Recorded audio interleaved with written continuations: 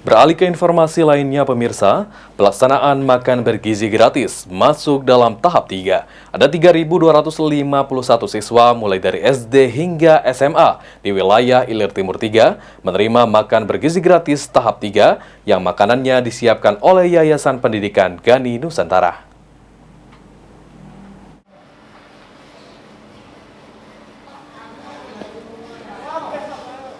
Program makan bergizi gratis yang dicanangkan oleh Presiden Prabowo Subianto di Sumatera Selatan khususnya di Kota Palembang saat ini sudah masuk dalam tahap 3.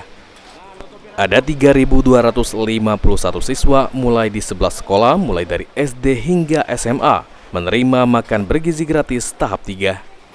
Dalam pelaksanaan makan bergizi gratis tahap 3, seluruh menu makanan disiapkan oleh Yayasan Pendidik Gani Nusantara sesuai dengan standar gizi yang sudah ditentukan oleh Badan Gizi Nasional.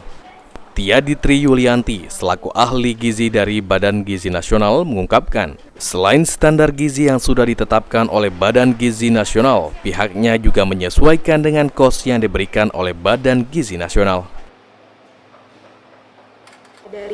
Untuk makanan kita yang sudah kita siapkan itu kalau untuk SD kelas 1 sampai kelas 3 SD itu total kalorinya 367,6 kilokalori.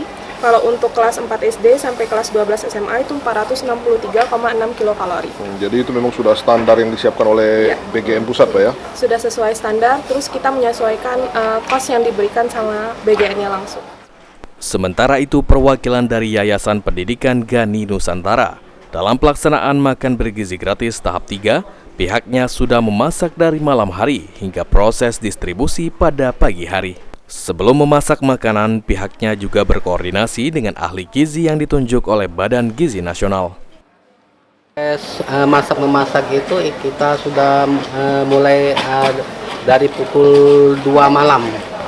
Itu, Pak.